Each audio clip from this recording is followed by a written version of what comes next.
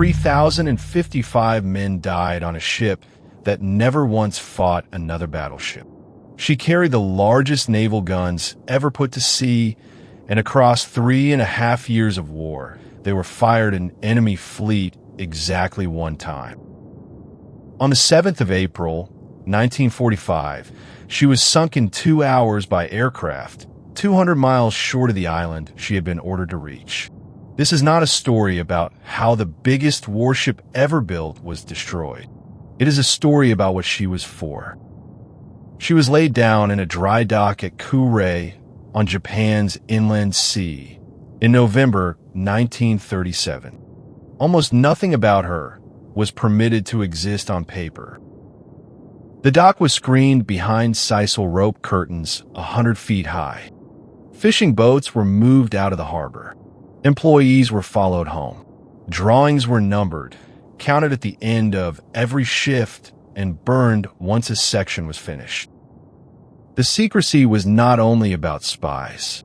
Japan had signed naval treaties capping a battleship at 35,000 tons, then walked out of them in 1936. Yamato was designed at nearly double that limit, and the number itself was the weapon. Loaded for battle, she displaced about 72,800 tons, 863 feet long, 127 feet across the beam, driven by 150,000 horsepower to make 27 knots. No battleship before or since has been heavier. To keep the secret, her launch in August 1940 was held without ceremony, at dawn, and the water was let into the dock quietly enough that most of Kure slept through it. The reason for all of it was 9 guns. Each barrel measured 18.1 inches across, 46 centimeters, the largest naval artillery ever mounted on a warship before or since. One armor-piercing shell weighed 3,200 pounds. That is 1.5 tons of steel and explosive, taller than the sailor loading it, and 9 of them could be in the air at the same moment. Their maximum range was roughly 26 miles. A gun crew could fire at a target they physically could not see beyond the curve of the earth and let a mechanical computer below decks do the aiming. Each of the 3 turrets weighed about 2,500 tons. A single turret was heavier than a destroyer, and it rotated on one roller path. The armor on the face of it was 26 inches thick. Her belt armor ran 16 inches at the waterline. The design assumption was that she should be immune to her own guns. The standard a battleship was measured by, and no ship had ever set that bar higher. Behind the arithmetic was a strategy. Japan could never build as many ships as the United States, so each Japanese ship would have to be worth several American ones. Yamato was built to outrange and outlast anything that could be sent against her.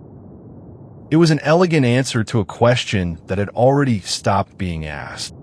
The decisive weapon at sea was no longer the gun, and Yamato would prove it herself from the inside. Yamato was commissioned on the 16th of December, 1941, 9 days after Japanese aircraft flying from carriers wrecked the American battle line at Pearl Harbor. Her own Navy had just demonstrated in 90 minutes that aircraft could destroy battleships at anchor. 3 days later, the British lost the Prince of Wales and the Repulse at sea, underway and maneuvering to torpedo bombers. So the most expensive gun platform in history entered service in the same month that the gun platform stopped deciding battles. Nobody in Tokyo announced this. She was made fleet flagship instead. At Midway, in June 1942, she sailed as Admiral Yamamoto's flagship, 300 miles behind the carriers she was escorting. 4 Japanese carriers burned that day. Yamato never came within sight of the enemy and never fired a shot. For the next 2 years, she mostly sat at anchor, at Truk Lagoon and then at Kure, consuming fuel oil that Japan was already running out of and feeding a crew of nearly 3,000. Her air-conditioned staff cabins and good rations became a bitter joke amongst sailors on the destroyers being sunk one by one around Guadalcanal. They called her Hotel Yamato. The guns finally fired at ships on the 25th of October, 1944, off the island of Samar. A Japanese surface force came through a strait in darkness and found itself at dawn in front of 6 American escort carriers. These were the smallest carriers in the American fleet, fin-plated, slow, built to escort convoys. Against 9 18-inch guns, they had smoke, aircraft carrying the wrong bombs, and destroyers willing to charge a battleship head-on. Yamato opened fire with her main battery on enemy ships for the first time in her life. Then a spread of torpedoes came at her, and she turned away to comb it, running north and out of the battle for 10 minutes. Admiral Kurita, convinced through the smoke that he was fighting fleet carriers and about to lose everything, broke off the action and withdrew. The Americans lost 1 escort carrier and 3 smaller ships in the exchange. That was the record. In 3.5 years of war, the largest naval guns ever built engaged an enemy fleet once, for part of one morning, and the result was inconclusive. Japan lost Leyte Gulf, and with it, the ability to fight at sea at all. By April 1945, American troops were ashore on Okinawa, 350 miles from the Japanese home islands. Japan's answer from the air was organized suicide. The answer from the sea was Operation Tengo. Yamato was ordered to sail to Okinawa without air cover, drive herself aground on the beach, and fire her guns as an unsinkable fortress until she was destroyed. Whatever remained of the crew would fight ashore. Fleet staff argued against it. Officers who received the order said, in as many words, that it was not a naval operation. The order stood, and it came attached to a phrase about the honor of the surface fleet. She left the inland sea on the 6th of April, 1945, escorted by the light cruiser Yahagi and 8 destroyers. 3,332 men were aboard the Yamato herself. The detail everyone repeats is that she carried fuel for a one-way trip. The fuel records are less tidy than the legend. Roughly 4,000 tons went aboard, arguably enough to return, and the story of the half-empty tanks grew afterwards. What is not in dispute is that nobody expected her back. Documents were burned before sailing. Naval cadets were put ashore. The youngest and the sick were ordered off the ship, and the officers held a last party on the mess deck.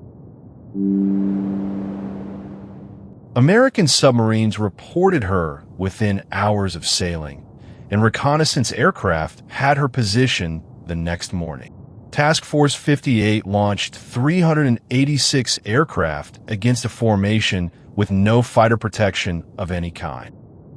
The attack began just after 12:30 on the 7th of April.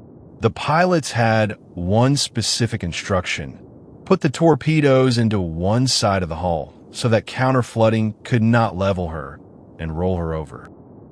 Yamato mounted about 150 anti-aircraft guns, and her main battery had a special shell that burst into incendiary fragments to be fired at aircraft. Across the whole action, that defense brought down roughly 10 of them. Torpedo after torpedo went into her port side.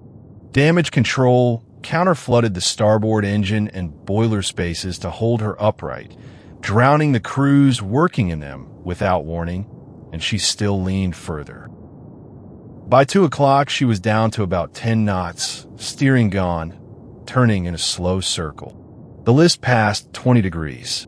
Below that angle, the turrets could no longer train, and the largest guns ever built became ballast. At 23 minutes past 2, the list reached the point where the shells in her forward magazine shifted and the magazine went off.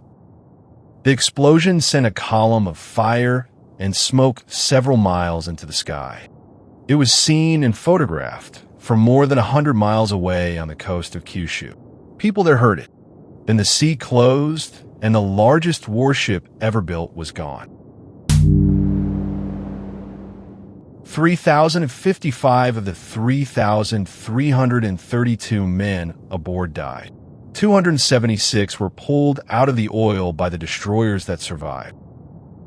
Vice Admiral Ito stayed on the bridge and would not be moved. The captain had himself lashed to the binnacle. Across the whole operation, Japan lost the Yamato, the Yahagi for destroyers, and about 4,000 men. The Americans lost 10 aircraft and 12 airmen. That exchange is the entire point of the story. The most heavily armed warship in history and the escort around it were removed from the war in 2 hours by aircraft costing a fraction of one of her turrets. It was not a surprise, and that is what makes it worth telling. The demonstration had been given in the same month she was commissioned at Pearl Harbor and off Malaya in 1941. It simply took 4 more years to reach the men who allocated steel. Her wreck was found in 1985, about 1,000 feet down in the East China Sea, lying in 2 main pieces where she came apart. The bow section still carries the chrysanthemum crest. Number 1 and number 2 turrets fell out of their roller paths as she rolled over and lay on the bottom beside the hull, upside down. In Japan, she turned into something the steel was never meant to carry. First a symbol of doomed courage, then of waste, then a museum in Kure built around a quarter-scale model, then a spaceship in a cartoon. She had the largest naval guns ever put to sea and fired them at an enemy fleet on one morning of one day. 3,055 men died, proving a point the war had already made.